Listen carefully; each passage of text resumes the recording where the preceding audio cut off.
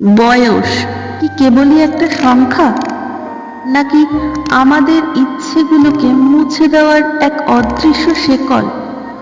আজ আমি বলতে এসেছি কিছু অব্যক্ত কথা, যা বাস্তব অনুভূতির গল্প, যা হয়তো আপনাকেও ছুঁয়ে যাবে, ভাবাবে।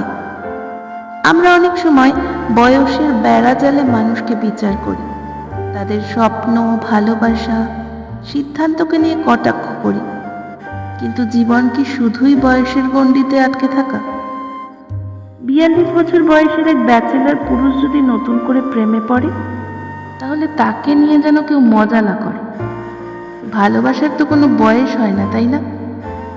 50 বছর বয়সী এক ডিভোর্সি নারী যখন নতুন করে সংসার গড়ার স্বপ্ন দেখে, তখন কেউ তাকে নিয়ে তাচ্ছিল্য না করে। নতুন করে শুরু করতে কোনোদিনও দেরি হয় না। 34 বছরের এক মেয়ে নিজের পায়ে দাঁড়ানোর পরই বিয়ে করতে চেয়েছিল। তাকে কেউ যেন প্রতিনিয়ত প্রশ্ন না করে, বিয়ে কবে করবি? প্রতিটি স্বপ্নের নিজস্ব সময় থাকে। 45 বছর বয়সী এক মা, যিনি নিজের 18 বছরের মেয়ের সাথে ম্যাচিং পোশাক পরে পাহাড়ে ঘুরতে গেছেন, তাকে দেখে কেউ যেন না বলে, বুড়ির শখ কম না। বয়সের নয়, মনের তারুণ্যের মূল্য দেওয়া উচিত। 32 বছরের এক যুবক চাকরি না করে কবিতা লেখে, গান করে, ছবি আঁকে, তাকে যেন কেউ বেকার না বলে। শিল্পী মানেই যে ব্যর্থ, তা তো নয়।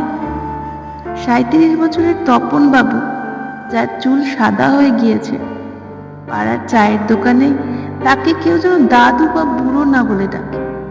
মন সবুজ থাকলেও বয়স বড় হওয়ার কথা নয়। 58 বছর বয়সেও কেউ যদি এভারেস্টের বেস ক্যাম্পে ট্রেকিং এর স্বপ্ন দেখে, তাকে কেউ যেন বুড়োর শখ বলে তাচ্ছিল্য না করে। স্বপ্নের তো বয়স হয় না।